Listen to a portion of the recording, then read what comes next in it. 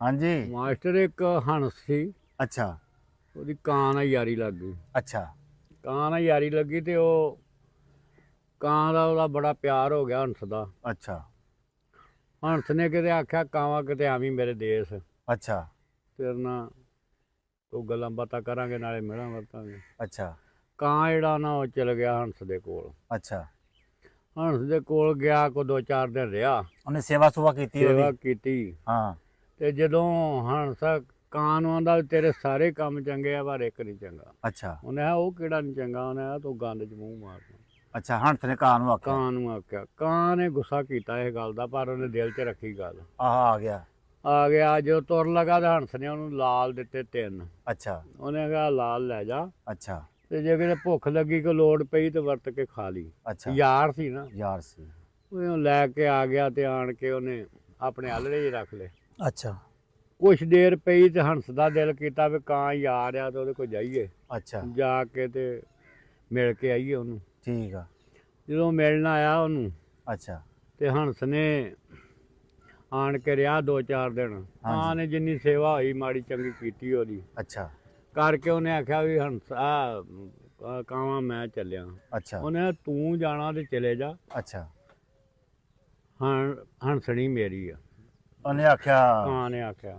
ਅੱਛਾ ਉਹਨੇ ਕਿਹਾ ਯਾਰ ਤੂੰ ਹੰਸਣੀ ਕਿਹੜੇ ਹਿਸਾਬ ਨਾਲ ਤੇਰੀ ਆ ਵੀ ਹੰਸਣੀ ਮੇਰੀ ਆ? ਕਦੀ ਉਹਨੇ ਕਿਹਾ ਕਿਸੇ ਕੋਲ ਫੈਸਲਾ ਕਰਾ ਲਾ। ਅੱਛਾ ਉਹ ਇੱਕ ਬੜਾ ਚੰਗਾ ਚੌਧਰੀ ਉਹਦੇ ਕੋਲ ਫੈਸਲਾ ਕਰਾਉਣ ਲਈ ਰੱਖ ਲਿਆ। ਅੱਛਾ ਜਦੋਂ ਸਵੇਰ ਨੂੰ ਗਏ ਤੇ ਕਾਂ ਨੇ ਪਹਿਲਾਂ ਹੀ ਆ ਕੇ ਲਾਲ ਚੁੱਕਿਆ ਤੇ ਉਹ ਚੌਧਰੀ ਨੂੰ ਦੇ ਆਇਆ। ਅੱਛਾ। ਉਹਨੂੰ ਪਤਾ ਸੀ ਨਾ ਫੈਸਲਾ ਕਰਨਾ। ਫੈਸਲਾ ਕਰਨਾ। ਅੱਛਾ। ਉਹ ਚੌਧਰੀ ਨੇ ਚੌਧਰੀ ਸਾਹਿਬ ਕਾਂ ਦੇ ਆ ਕੇ ਫੈਸਲਾ ਕਰਦਾ ਵੀ ਹੰਸਣੀ ਕਾਂ ਦੀ ਹੈ। ਅੱਛਾ ਹੰਸਾਂ ਦਾ ਵੀ ਏਡਾ ਹੀ ਇਹ ਵੀ ਚੌਧਰੀ ਅੰਨਾ ਵੀ ਮੇਰੀ ਹੰਸਣੀ ਵੀ ਕਾਂ ਦੀ ਬਣਾਤੀ। ਅੱਛਾ।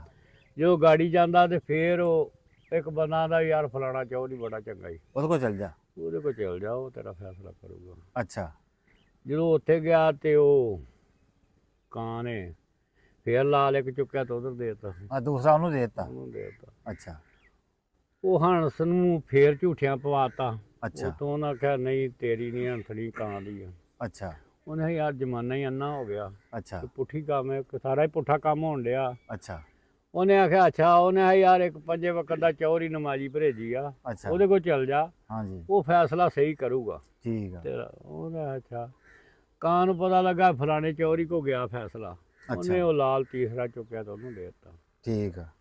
ਜੋ ਦੇ ਦਿੱਤਾ ਤੇ ਜਦੋਂ ਫੈਸਲਾ ਸਵੇਰੇ ਹੋਇਆ ਅੱਛਾ ਉਹਨਾਂ ਆਖਿਆ ਨਹੀਂ ਹੰਸਾ ਕਾਂ ਦੀ ਹੰਸਣੀ ਆ ਤੇਰੀ ਨਹੀਂ।